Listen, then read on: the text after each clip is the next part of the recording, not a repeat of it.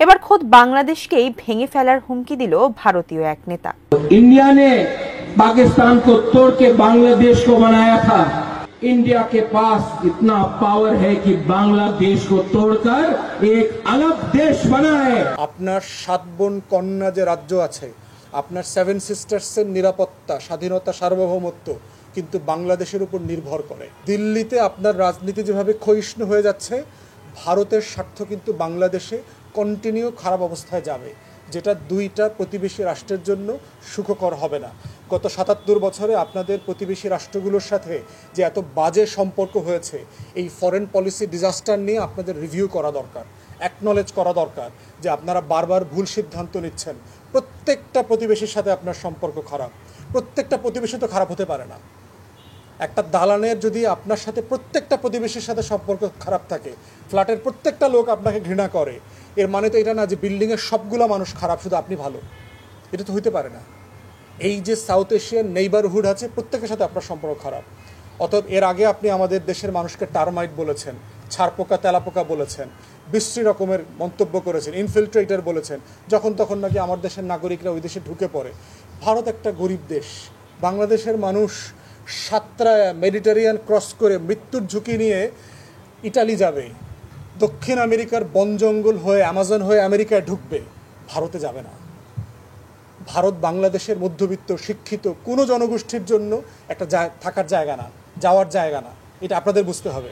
অমিত শাহ বাংলাদেশ সম্পর্কে, বাংলাদেশের নাগরিকদের সম্পর্কে একটা খুবই অসম্মানজনক, মর্যাদাহানিকর মন্তব্য করেছেন। ঝুলায় পিটাবে টিটাবে যারা অবৈধভাবে বাংলাদেশ থেকে যাচ্ছে। ভারতেরও তো লক্ষ লক্ষ অবৈধ নাগরিক বাংলাদেশে আছে, কাজ করছে, পয়সা ইনকাম করছে, ডলারে বিলিয়নস অফ ডলার বাংলাদেশ থেকে নিয়ে যাচ্ছে। আমরা বারবার বলেছি যে অবৈধ নাগরিকদেরকে একটা সিস্টেম করে বৈধ করতে হবে, না হলে সম্মানের সাথে যার যার রাষ্ট্রের নাগরিককে বুঝাই দিতে হবে। আমরা বারবার বলেছি যে যোগ্যতা আছে বাংলাদেশের কোনো একটা পার্টিকুলার চাকরি করবার, সেখানে ভারত শ্রীলঙ্কার নাগরিকদেরকে চাকরি না দিয়ে বাংলাদেশের বেকার যুবকদেরকে, যোগ্য লোকদেরকে সেখানে রিপ্লেস করা দরকার।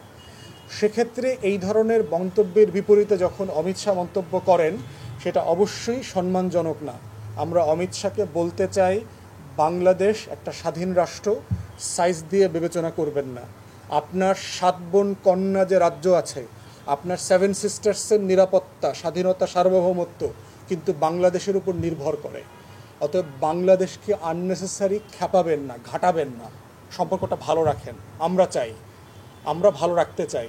আপনারা ইতিমধ্যে 16 বছর যে গুনাহ করেছেন, দিল্লির অ্যাডমিনিস্ট্রেশন বাংলাদেশকে অস্থিতিশীল করেছেন, একটা ম্যান্ডেট ছাড়া সরকারকে ক্ষমতায় রেখেছেন, হাসিনাকে গণহত্যা করতে দিয়েছেন, রাতে ভোট করে, ভোট ছাড়া নির্বাচন করে, আওয়ামী লীগ জাতীয় পার্টি দিয়ে আমাদের এখানে নির্বিচারে দুঃশাসনের রাজ্য কায়েম করেছেন।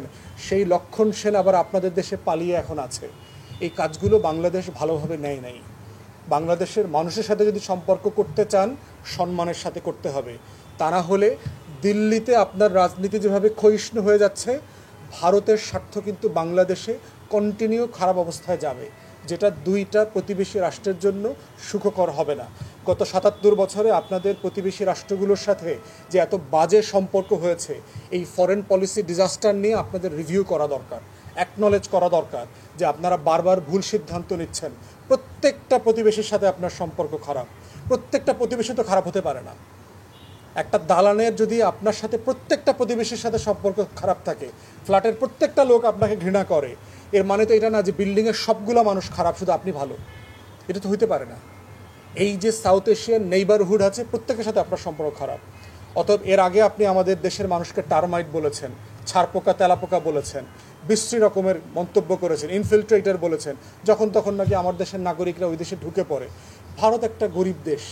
বাংলাদেশের মানুষ সাতরায় মেডিটেরিয়ান ক্রস করে মৃত্যুর ঝুঁকি নিয়ে ইটালি যাবে, দক্ষিণ আমেরিকার বন জঙ্গল হয়ে অ্যামাজন হয়ে আমেরিকায় ঢুকবে, ভারতে যাবে না। ভারত বাংলাদেশের মধ্যবিত্ত শিক্ষিত কোনো জনগোষ্ঠীর জন্য একটা থাকার জায়গা না, যাওয়ার জায়গা না। এটা আপনাদের বুঝতে হবে। কিন্তু বাংলাদেশে আপনাদের লক্ষ লক্ষ শিক্ষিত মানুষ এসে কাজ করতেছে, কারণ বাংলাদেশ থেকে ডলার ইনকাম করা যায়। এই জন্য আমরা চাই সবার সাথে একটা ভালো সম্পর্ক রাখতে। এই ধরনের এক্সপ্লোসিভ মন্তব্য দুইটা রাষ্ট্রের কারোর জন্য সুখকর না, লাভজনক না। আমরা সম্পর্ক ভালো রাখতে চাই।